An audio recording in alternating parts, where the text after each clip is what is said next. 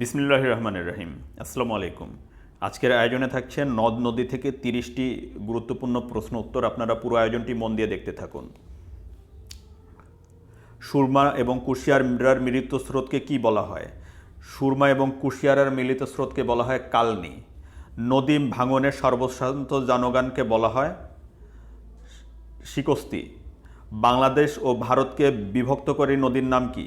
বাংলাদেশ এবং ভারতকে বিভক্তকারী নদীর নাম হচ্ছে হাড়িয়াভাঙা নদী।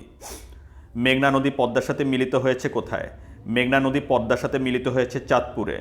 যৌথ নদী কমিশনের তথ্যমতে বাংলাদেশের আন্তঃসীমান্ত নদী কয়টি? যৌথ নদী কমিশনের তথ্যমতে বাংলাদেশে আন্তঃসীমান্ত নদী হচ্ছে 57টি, ভারতের সাথে 54টি এবং মিয়ানমারের সাথে 3টি। মংলা সমুদ্র বন্দর যে নদীর তীরে অবস্থিত? মংলা সমুদ্র বন্দর পশুর নদীর তীরে অবস্থিত। দৈর্ঘ্য, প্রস্থ এবং গভীরতায় বাংলাদেশের বৃহত্তম নদী কোনটি?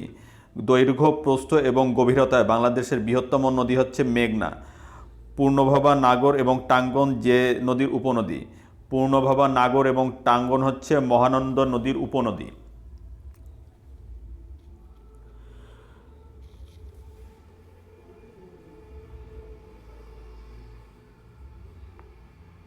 বাঙালি এবং যমুনা নদীর সংযোগ ঘটেছে কোথায়? বাঙালি এবং যমুনা নদীর সংযোগ ঘটেছে হচ্ছে বগুড়াতে।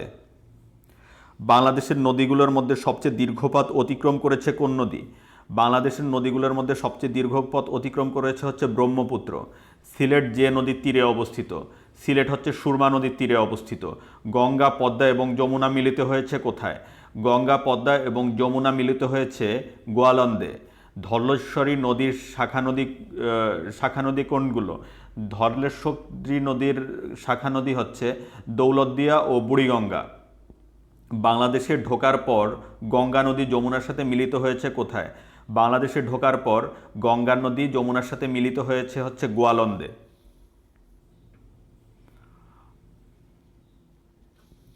বাংলাদেশ ও মিয়ানমার যে নদী দ্বারা বিভক্ত হয়েছে?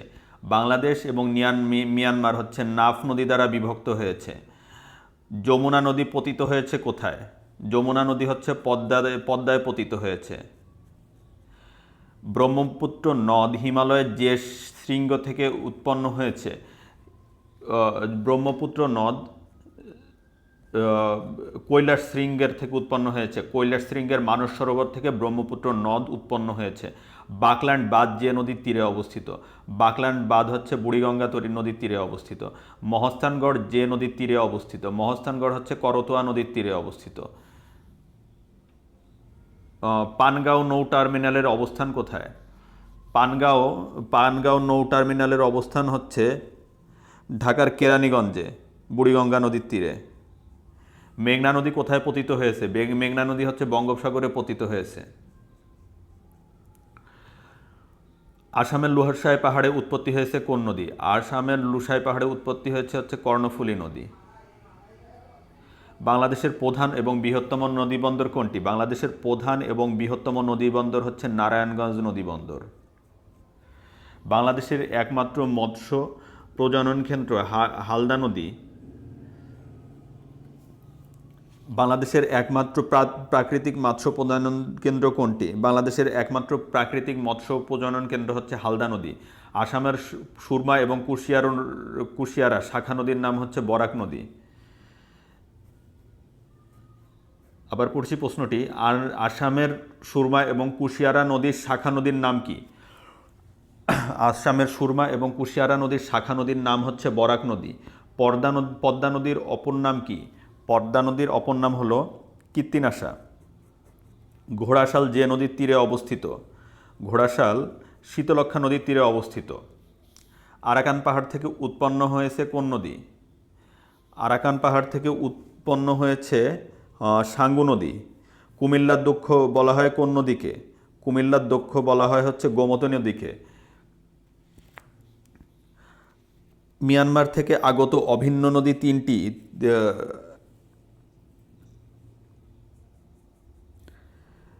মিয়ানমার থেকে আগত অভিন্ন তিনটি নদী হলো সাঙ্গু, মাতামুহুরী এবং নাফ।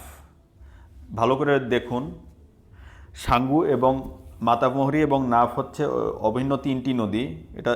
এই তিনটি নদী হচ্ছে মিয়ানমার থেকে বাংলাদেশে প্রবেশ করেছে।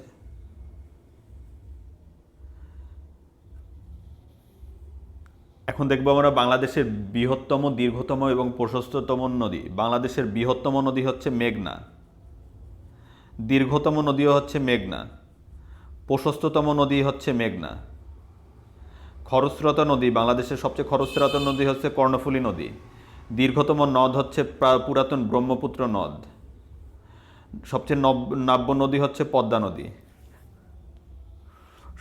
কোন নদী সবচেয়ে দীর্ঘপথ অতিক্রম করেছে? ব্রহ্মপুত্র নদী হচ্ছে সবচেয়ে দীর্ঘপথ অতিক্রম করেছে। ধন্যবাদ ভিউয়ার্স, আজকের ভিডিওটি এ পর্যন্তই। আমাদের ভিডিওগুলো যদি আপনাদের ভালো লেগে থাকে তাহলে আমার চ্যানেলটি সাবস্ক্রাইব করুন এবং নতুন নতুন ভিডিওর আপডেট পেতে পাশে থাকা বেল আইকনটি প্রেস করুন। এই চ্যানেলে প্রতিদিনই কিছু না কিছু ভিডিও আপলোড দেওয়া হচ্ছে। প্রতিদিনের ভিডিওগুলো যদি আপনি দেখেন তাহলে আপনার একটা ভালো প্রিপারেশন হয়ে যাবে। আপনার শুভকামনা জানাচ্ছি আপনার জন্য। ভিডিওটি এখানেই শেষ করছি। বিদায় আজকের মতো।